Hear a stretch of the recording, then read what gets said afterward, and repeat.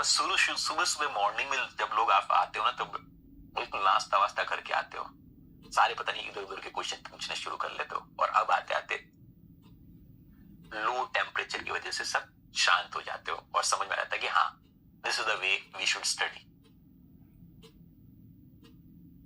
अच्छा, रिजा ने ये किया है लैब में, फिर तो बहुत अच्छी बात है बेटा, पर ये एग्जाम पॉइंट ऑफ व्यू से बहुत इंपॉर्टेंट है।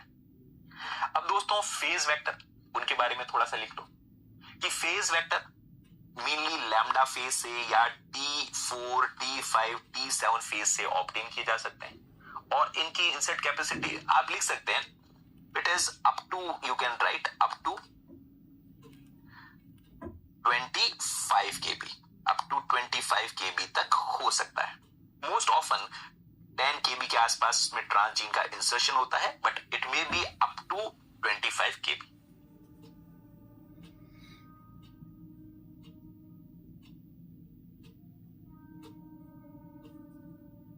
ठीक है, चलो, ये वेक्टर कहां से डिराइव किए गए हैं? बैक्टीरियोफेज से। 3 पॉइंट इसके बारे में, फेज बेस्ड वेक्टर्स। इसके अंदर ये फायदा है कि डायरेक्टली फेज बेस्ड वेक्टर को हम किस में पकड़ा देंगे? फेज के अंदर पकड़ा देंगे, और हमें ट्रांसफॉर्मेशन करना नहीं पड़ेगा। इसको, फेज को हमने पकड़ा दिया, और फेज को पकड़ा दिया, ये वेक्टर है, फेज को पकड़ा दिया, और उसके पास हमारा इंसर्ट भी है। तो अब हमें ट्रांसफॉर्मेशन कराने की जरूरत नहीं है, वायरस जाने, उसका काम जाने, आसानी से इसको यहां पर ट्रांसफर कराया जा सकता है। किस में ट्रांसफर कराया जा सकता है? Easy transfer to host. ऐसा करने पर, दिस इज नाउ, ऐसा करने पर क्या होगा? There would be easy transfer to host. ये काम किसको दे दिया? बैक्टीरियोफेज को खुद को दे दिया।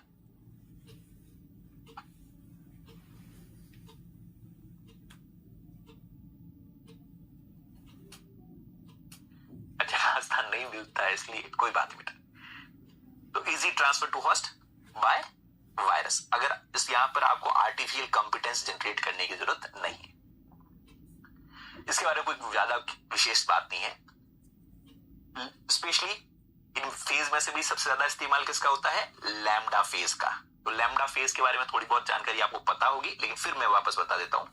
लैम्डा फेज एक वायरुलेंट फेज है। कैसा फेज है दोस्तों? एक वायरुलेंट फेज है, जो वायरुलेंट क्या है? एक टेम्परेट फेज है, करेक्ट कर लेना, सॉरी, एक टेम्परेट फेज है, ये एक टेम्परेट फेज है। This is a temperate phase.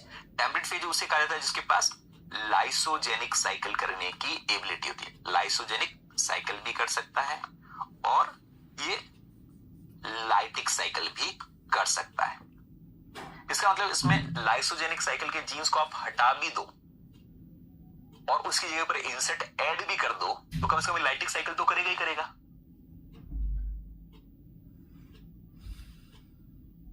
है ना? तो इसमें से आप इन लाइसोजेनिक साइकिल के जो जीन्स है, these genes can be removed and replaced by insert, ताकि कम से कम वो लाइटिक साइकिल तो शो करे। ओके, वेरी गुड बच्चे।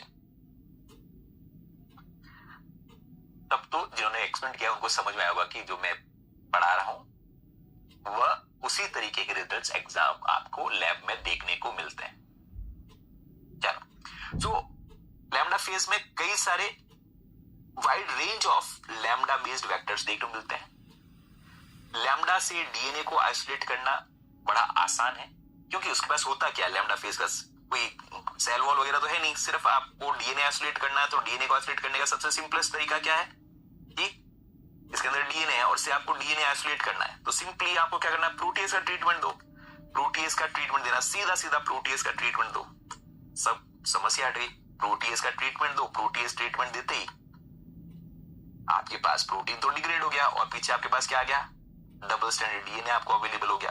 तो इससे डीएनए को आइसोलेट करना आसान है। इसके अंदर सबसे महत्वपूर्ण बात वायरस बेस्ड वेक्टर की वजह से कि इनमें क्या होता है? In vitro packaging. मतलब कि दोस्तों, जो प्लाज्मिड बेस्ड वेक्टर है उससे हमें वापस जब वेक्टर को आइसोलेट करना होता है तो हम बैक्टीरिया को क्रश करेंगे, फिर प्लाज्मिड को आइसोलेट करेंगे। जबकि इसमें क्या होगा, ये अपने आप वायरसेस इनको हमारे प्लाज्मिड को एम्पलीफाई करने के बाद बैक्टीरिया को फोड़कर जब बाहर आएंगे तो हमारे इंसर्ट को लेकर आ जाएंगे, हमें आइसोलेट करना और भी आसान होगा। इन विट्रो पैकेजिंग कर लेते हैं। ये इस तरीके से हमारे जो क्लोनिंग व्हीकल है उसको उठाकर लेकर आएंगे ऐसे। तो हमें बैक्टीरिया से आइसोलेट करने की जरूरत नहीं है। बैक्टीरिया से वापस लाइटिक साइकिल होगी और लाइसिस जब होगी तो उससे जब वायरस बाहर रिलीज होंगे हमारे इसको आराम से उठाकर लेकर आएगा। और इससे ऑब्टेन करना बहुत आसान है, इससे डीएनए को ऑब्टेन करना बहुत आसान है। तो एक इंपॉर्टेंट फायदा क्या मिल रहा है, इससे फायदा मिल रहा है इन विट्रो पैकेजिंग का। यानी बैक्टीरिया से अगर आपको PBr322 या PUC को ऑब्टेन करना है तो बहुत लंबा प्रोटोकॉल है। आप क्या करो, वायरस बेस्ड वेक्टर का इस्तेमाल करो, वह अंदर इन्फेक्ट होगा, मल्टीपल कॉपी होगी और वायरस जब लाइटिक साइकिल करेगा तो वायरस उस आपके क्लोनिंग व्हीकल को इंसर्ट के साथ निकलकर वापस बाहर लेकर आ जाएगा। और वायरस से डीएनए को आइसोलेट करना बहुत आसान है।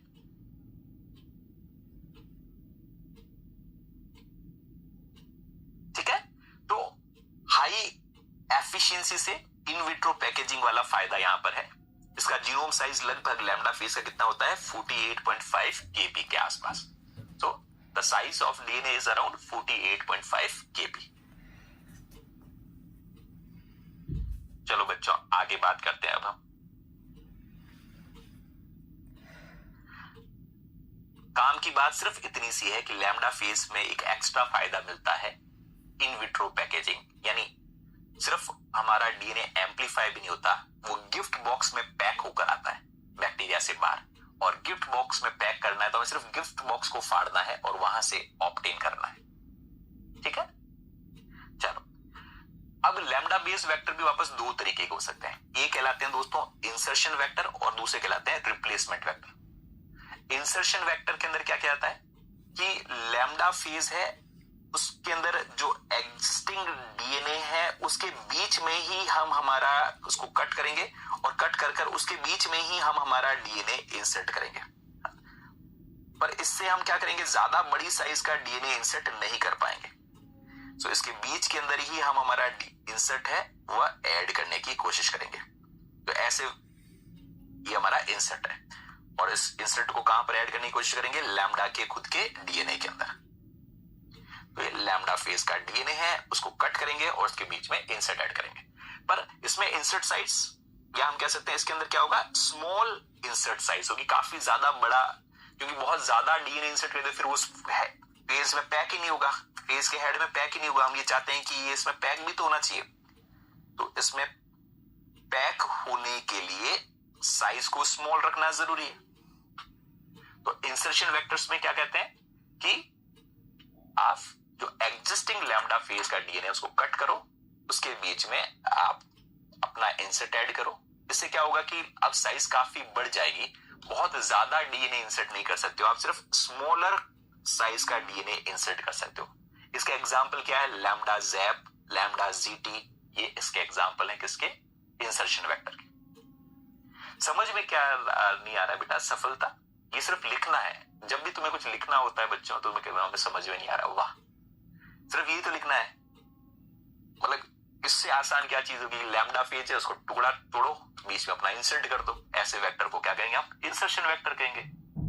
पर ऐसा करने पर एक तो पहले ही खुद 48.5 kb है, उसमें कुछ और इंसर्ट करोगे तो साइज बढ़ जाएगी और ज्यादा साइज बढ़ गई तो इस फेस के हेड में पैकेज नहीं होगा। एग्जांपल क्या है, lambda zap and lambda GT. दूसरा तरीका होता है रिप्लेसमेंट वेक्टर। रिप्लेसमेंट वेक्टर में क्या किया जाता है दोस्तों, जो हमारे पास लैम्डा है उसका कुछ हिस्सा बीच में से हटा दिया जाएगा और उसकी जगह पर हम कुछ एक्स्ट्रा डीएनए को इंसर्ट करेंगे। तो रिप्लेसमेंट वेक्टर नाम से ही पता चल रहा है हम क्या करने वाले हैं रिप्लेसमेंट वेक्टर के अंदर, इस हिस्से को यहां से हटा देंगे और उसकी जगह पर हम हमारा इंसर्ट को ऐड करेंगे, है ना। जब पढ़ने का मन नहीं हो तो कह दोगे अब समझ में नहीं आ रहा सर मुझे, तो उसकी जगह पर कुछ दूसरा डीएनए को इंसर्ट किया जा सकता है। बीच में से जो स्टफर रीजन है, इस रीजन को जो हटा दिया गया है उसे स्टफर रीजन कहा जाता है। और हमने उसकी जगह पर क्या ले लिया है, इंसर्ट ऐड कर दिया है।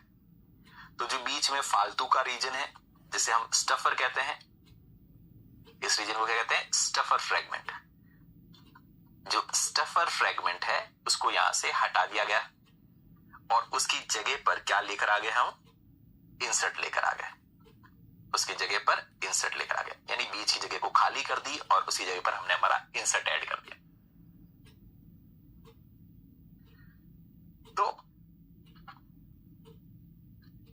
ऐसे वेक्टर को क्या कहते हैं, हम रिप्लेसमेंट वेक्टर कहते हैं।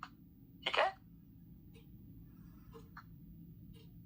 अच्छा, सुबह इंसर्शन वेक्टर 18 KB का होता होगा बेटा। तो मैं बता रहा हूं वो ज्यादा बेटर है।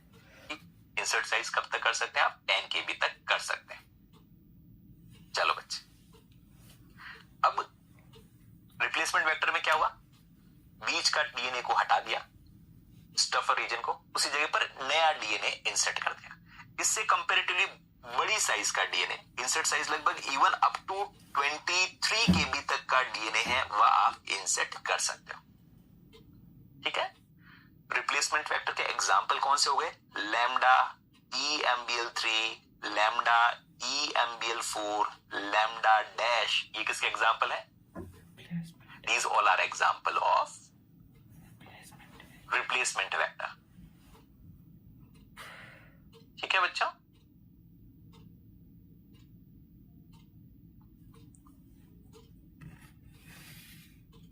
हाँ Preeti, after class I will try to give your answer of the question. अभी क्लास चल रही है ना बेटा बीच में, आगे देखिए। तो इंसर्शन वेक्टर हो गए और रिप्लेसमेंट वेक्टर हो गए। आगे बात करते हैं बच्चे। अब एक और तरीके के फेज बेस्ड वेक्टर में एक और होते हैं, that is referred to as M13 phage vectors. M13 based जो फेज वेक्टर्स होते हैं वह M13 है क्या, एक फिलामेंटस फेज है, लिखो। ये ई कोलाई को इन्फेक्ट करता है, इसकी साइज 6.4 KB है। ये कोई ज्यादा काम की बात नहीं।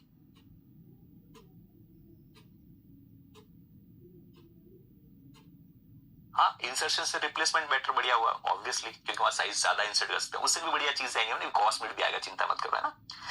M13 फेज वेक्टर का एप्लीकेशंस क्या है, तो सबसे काम की बात ये दोस्तों कि ये सिंगल स्ट्रैंडेड टेम्पलेट पर डीएनए सिंथेसिस कर सकता है। Initiation of DNA synthesis on single stranded DNA, यानी इससे आप क्या कर सकते हो, सिंगल स्ट्रैंडेड डीएनए की क्लोनिंग, है ना। क्लोनिंग ऑफ, ये बहुत काम की बात है, cloning of single stranded DNA के लिए कौन सा वेक्टर इस्तेमाल करते हो, सिंगल स्ट्रैंडेड डीएनए की क्लोनिंग के लिए। तो सिंगल स्ट्रैंडेड डीएनए की क्लोनिंग के लिए आप किसका इस्तेमाल कर सकते हो, M13 फेज वेक्टर का। M13 बेटा दूसरे नाम का है, नाम ही दूसरा है बेटा।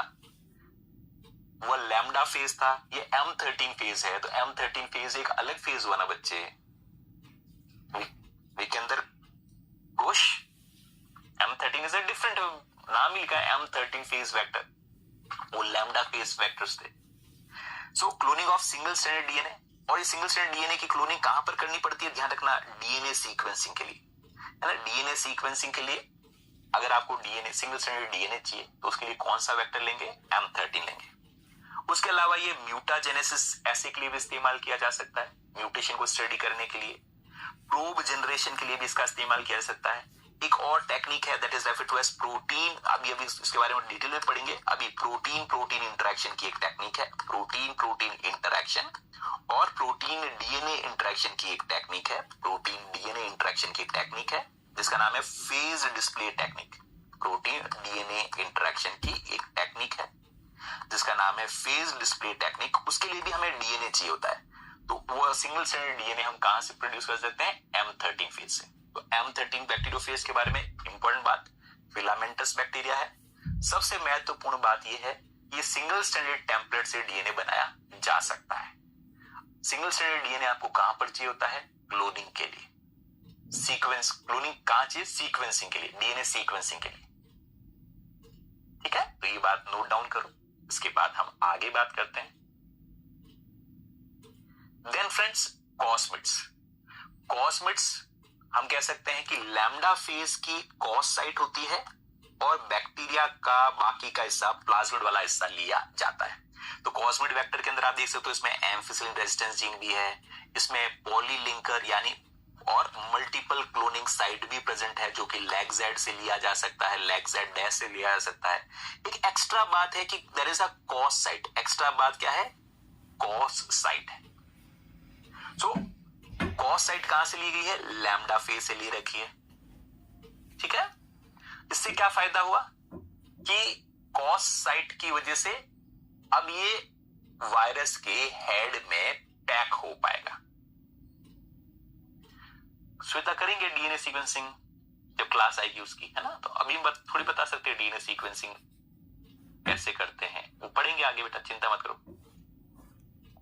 तो कॉस्मिड्स में आपको याद रखना है कि इसमें ओरिजिन बैक्टीरिया से लिया जाता है, कॉस साइट लैम्डा फेज, या ओरिजिन हम यह बात करेंगे पूरा, बाकी ओरिजिन क्या पूरा प्लाज्मिड कहां से लिया जाता है? बैक्टीरिया से ले लिया गया। फिर कॉस साइट ली गई लैम्डा फेज से। कॉस साइट की वजह से वायरस उसको होस्ट में आराम से ट्रांसफर कर सकता है और उसका आराम से रेप्लिकेशन कराया जा सकता है। इसके पास एंटीबायोटिक रेजिस्टेंस जीन है सिलेक्शन के लिए, जैसे एम्फिसिलिन रेजिस्टेंस जीन। इसके पास for packaging into plasmid and concatemer formation, है ना, कि भाई ये आराम से वायरस के अंदर पैकेज हो सके, इस तरीके से वायरस के हेड के अंदर ऐसे पैकेज हो सके। तो इस तरीके से आप देखेंगे कौन कैटामरिक फॉर्म्स बनाते हैं उसे पैकेजिंग होने से पहले, ये इस तरीके से कौन कैटामरिक फॉर्म्स है उनका फॉर्मेशन करते हैं, और हर किसी के अंदर एक कॉस साइट होगी, और कॉस साइट की वजह से ये इसमें पैक होता जाएगा, एक एक करके पैक हो जाएगा, एक एक होकर ये यहां से यहां तक एक हेड में पैक हो जाएगा, फिर ये दूसरे हेड के अंदर, तीसरे हेड में अंदर। ये कोई ज्यादा इंपॉर्टेंट बात नहीं है। कॉन कैटामर का मतलब क्या होता है कि एक कॉस्मिड हो, फिर वापस इंसर्ट हो, फिर वापस कॉस्मिड हो, है ना? तो ये आपके पास इंसर्ट, ये वापस कॉस्मिड का हिस्सा, इंसर्ट, वापस कॉस्मिड का हिस्सा, वापस इंसर्ट, कॉस्मिड का हिस्सा, इस तरीके के स्ट्रक्चर को हम क्या कहते हैं? कॉस्मिड्स। कॉस्मिड का इस्तेमाल कहां पर इस्तेमाल किया जाता है? तो it is basically utilize for build genomic library, specially human genome project में इसका इस्तेमाल किया गया था। इसका कहां इस्तेमाल किया गया था? ह्यूमन जीनोम प्रोजेक्ट में। काम की बात यही है तो इसका ह्यूमन जीनोम प्रोजेक्ट में इस्तेमाल किया गया। दूसरी काम की बात यह है कि up to 45 kb DNA insert किया जा सकता है, स्टेबल डीएनए इंसर्ट किया जा सकता है। और तीसरी बात जो एग्जाम में क्वेश्चन आएगा, इन्हीं तीन बातों से आएगा कि इसमें तीसरी इंपॉर्टेंट बात है कि इसमें क्या हो सकती है? इन विट्रो पैकेजिंग हो सकती है। काम की बात यही है दोस्तों, बाकी सब फालतू की बातें। इन विट्रो पैकेजिंग के लिए कौन सी साइट काम आती है? Cos site. बाकी कुछ भी मत लिखें, आप चाहें तो इन सब पॉइंट्स को मार सकते हैं गोली। कॉस्मिड मींस जिसमें कॉस साइट भी हो और प्लाज्मिड वाली चीज भी हो। ठीक है, इसका इस्तेमाल ह्यूमन जीनोम प्रोजेक्ट में किया गया था। ये 45 kb तक के इंसर्ट को कैरी कर सकता है। इसमें PBR322 या पुक वेक्टर वाली सारी चीजें होती है। उसके अलावा एक्स्ट्रा जो चीज होती है वह कॉस साइट होती है। इससे इन विट्रो पैकेजिंग कराई जा सकती है। ठीक है बच्चों, ये 3 पॉइंट जरूर लिखें कि ह्यूमन जीनोम प्रोजेक्ट में इसका इस्तेमाल हुआ, अप टू 45 kb का स्टेबल इंसर्ट हो सकता है, इन विट्रो पैकेजिंग इससे कराई जा सकती है। चलो आगे बात करते हैं, और बाकी चाहे तो आप आगे डायग्राम बाद में बना लेना, इस तरीके का डायग्राम होता है। उसके बाद और ज्यादा बड़ी साइज का अगर डीएनए को लेकर जाना है तो हमें आर्टिफिशियल क्रोमोसोम्स का इस्तेमाल करना पड़ेगा।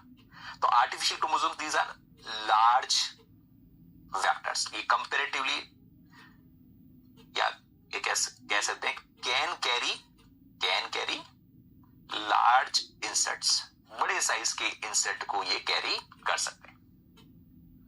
And they behave like a natural chromosomes, natural chromosome की तरह काम करें। बड़ी साइज का इंसर्ट होगा उसकी साइज लगभग क्रोमोसोम के बराबर हो जाएगी, है ना भाई। जब तक वो 10 मान लें वो 10 kb का था, तब तक वह 10⁴ बेस पेयर का था प्लाज्मिड। तो प्लाज्मिड बेचारा छोटा था इसके कंपैरिजन में 10⁶ बेस पेयर के कंपैरिजन में जो जीनोम क्रोमोसोम की साइज थी। पर अगर कोई इंसर्ट ही आपका 100 kb का इंसर्ट हो, तो 100 kb या का इंसर्ट हो, 100 kb का इंसर्ट का मतलब आप कह रहे हो 10⁵ base pair. This is now almost size, it is similar to chromosome, बिल्कुल क्रोमोसोम के साइज के बराबर। अब तो ये तब बड़ा हो गया, हम इसे बच्चा कहना अच्छी बात नहीं है ना।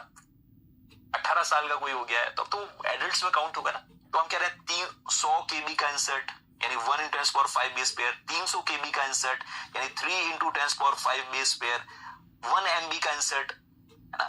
1 MB का इंसर्ट का मतलब 10⁶ बेस पेयर का तो इंसर्ट है, तो अब तो वो क्रोमोसोम के साइज के बराबर हो गया। तो अब उन्हें प्लाज्मिड या कॉस्मिड कहने की बजाय क्या कहना शुरू करते हैं, आर्टिफिशियल क्रोमोसोम्स कहना चाहते हैं। ठीक है, कॉस साइट्स क्या होती है?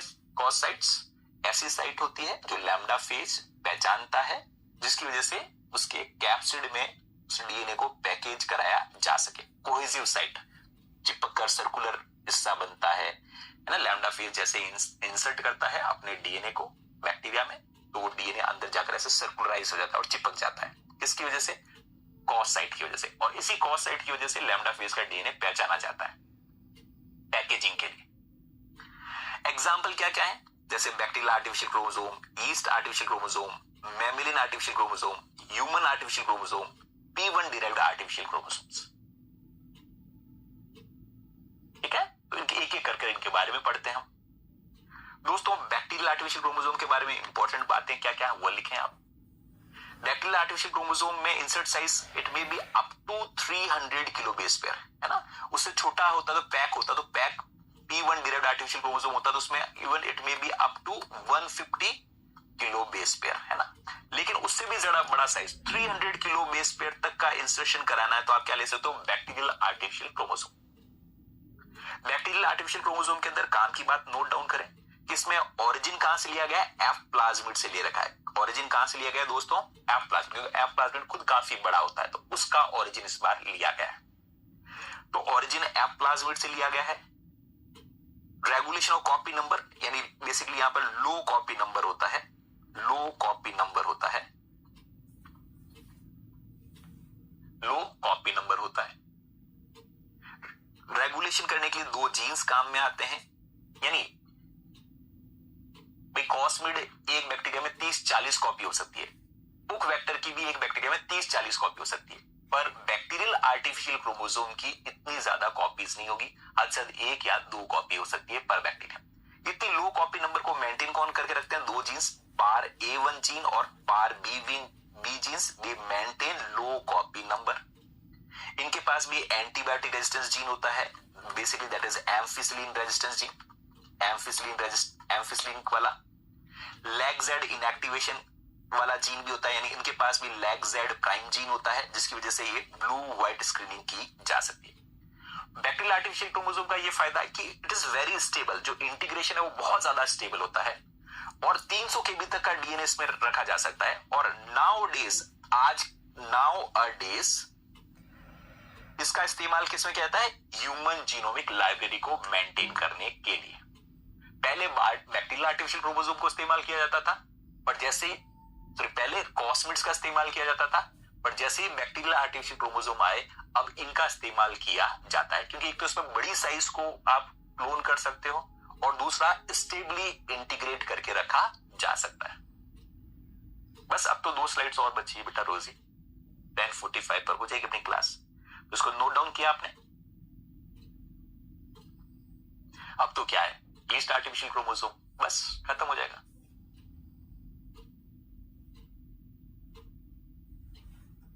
हाँ, we can say that they are stringent. ठीक है, बिल्कुल। आगे बात करते हैं बच्चों। उसके बाद है ईस्ट आर्टिफिशियल क्रोमोसोम।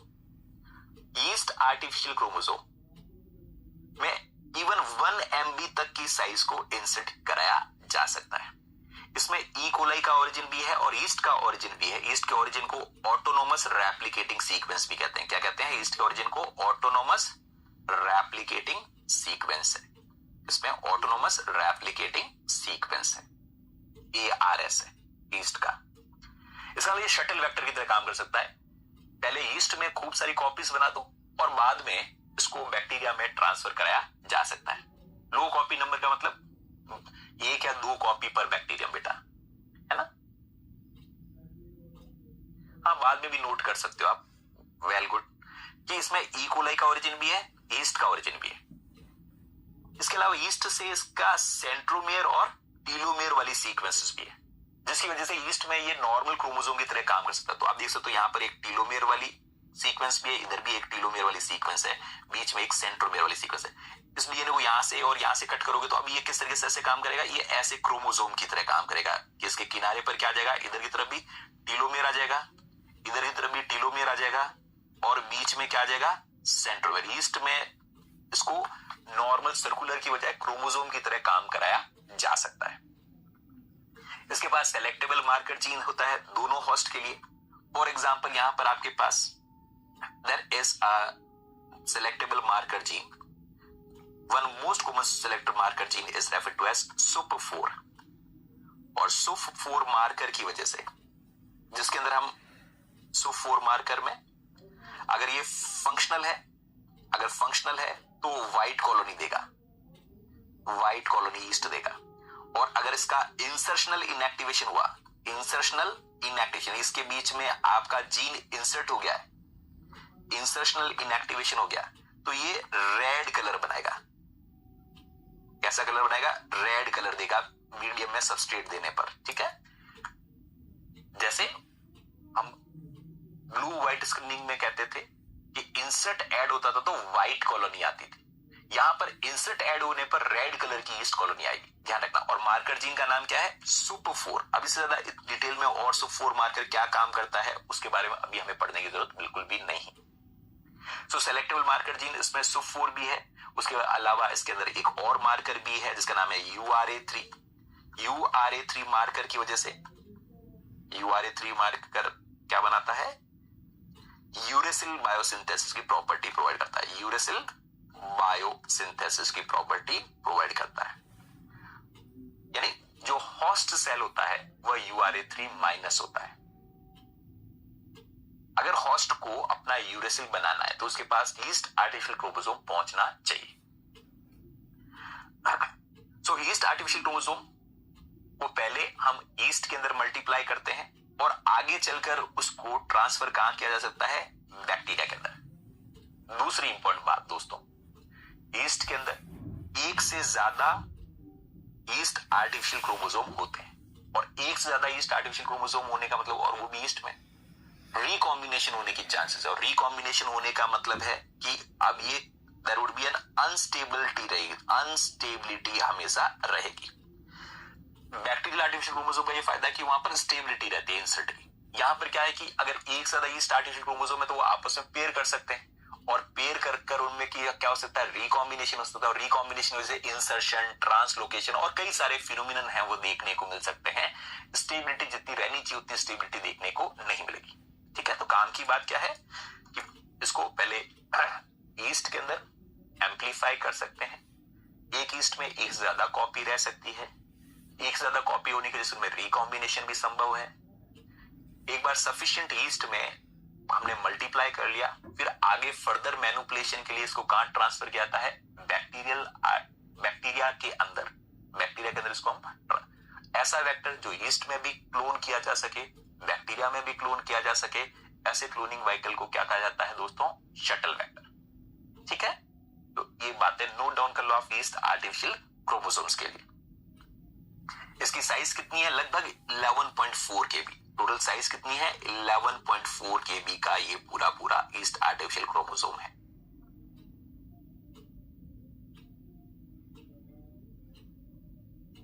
ईस्ट को लेने के और फायदे भी हैं कि ईस्ट है, उनके अंदर यूकैरियोटिक सिस्टम के जीन्स को बेहतर ढंग से एक्सप्रेस कराया जा सकता है। अब दोस्तों मैमिलिन आर्टिफिशियल क्रोमोसोम के बारे में थोड़ी सी चीजें लिखनी है। मैमिलिन आर्टिफिशियल क्रोमोसोम्स में अप टू इंसर्ट साइज, मैंने कहा नॉर्मली 1 MB के आसपास होती है, but it can be up to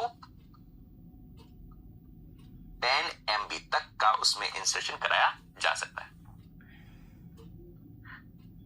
हाँ, ईस्ट में भी प्लाज्मिड होता है रेजा, कोई दिक्कत नहीं है ना। इसमें आर्टिफिशियल क्रोमोसोम है तो इसमें भी सेंट्रोमियर और टीलोमियर नाम की सीक्वेंस होगी। इसमें भी ऑटोनोमस रेप्लिकेशन होगा। ये मैमिलियन सेल में आराम से मेंटेन किया जा सकता है। इससे कोई क्वेश्चन नहीं बनेगा, सिर्फ इतना सा बन सकता है कि इसकी इंसर्ट साइज कितनी है। 10 MB तक का इंसर्शन कराया जा सकता है, इससे ज्यादा और कोई काम की बात नहीं। दोस्तों अब एक्सप्रेशन वेक्टर किसे कहा जाता है? एक्सप्रेशन वेक्टर हम पढ़ चुके हैं। एक्सप्रेशन वेक्टर उन्हें कहा जाएगा जो डीएनए फ्रेगमेंट की क्लोनिंग तो करते ही करते हैं, उसके साथ साथ उनका एक्सप्रेशन भी करा सकते हैं। तो एक्सप्रेशन कराने के लिए इंसर्ट का जो इंसर्ट है उसका एक्सप्रेशन कराने के लिए एक्सप्रेशन वेक्टर के पास क्या क्या चीजें होनी चाहिए? उसके पास दोस्तों होनी चाहिए, एक तो प्रमोटर होना चाहिए। क्या होना चाहिए? प्रमोटर होना चाहिए। पर सिर्फ प्रमोटर होने से काम नहीं चलेगा। प्रमोटर होने से अब ये एक्सप्रेस हो जाएगा। प्रमोटर है एक्सप्रेशन वेक्टर के पास, तो इसे एक्सप्रेस कराया जा सकता है, पर बाकी की तामझाम भी होने चाहिए। बाकी के तामझाम क्या होने चाहिए?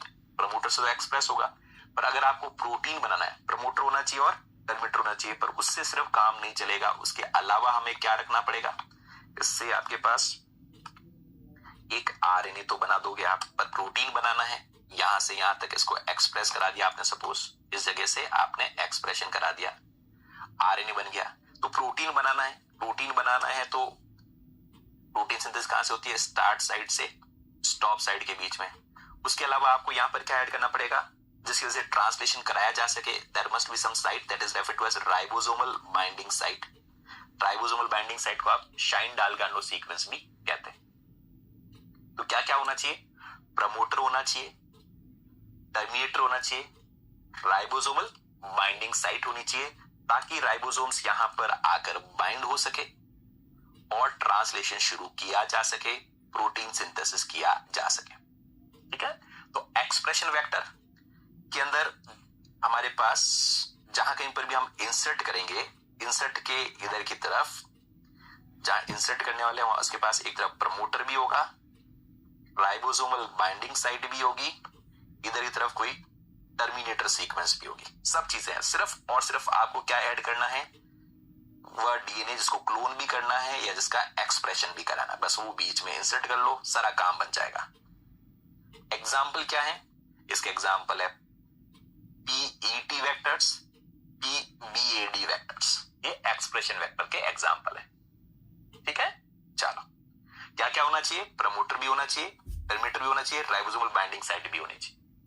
एक्सप्रेशन वेक्टर्स के बारे में ये काम की बात है। Generally yeast based expression vector system का भी इस्तेमाल किया जाता है। ये जो हमने एग्जाम्पल पढ़े थे, ये एक्सप्रेशन वेक्टर कौन से थे? Bacterial based. ये किसके हैं? Bacteria based. Yeast based system का ये फायदा है कि कई सारे ऐसे मॉडिफिकेशंस होते हैं प्रोटीन के अंदर जो बैक्टीरिया में संभव नहीं है।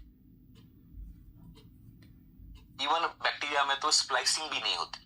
सो यूकैरियोटिक जीन्स का एक्सप्रेशन कराना है तो बेहतर चॉइस क्या है? यीस्ट के बेस्ड एक्सप्रेशन वेक्टर सिस्टम। ये लास्ट स्लाइड है बच्चों। इसके एडवांटेज क्या है? So cloning and expression of genes using yeast, तो उन्हें कहा जाएगा यीस्ट बेस्ड एक्सप्रेशन सिस्टम। उसके फायदे क्या है? इसमें यूकैरियोटिक पोस्ट ट्रांसलेशन मॉडिफिकेशन को आप स्टडी कर सकते हो। प्रोटीन की सही ढंग से मॉडिफिकेशंस और फोल्डिंग कराई जा सकती है।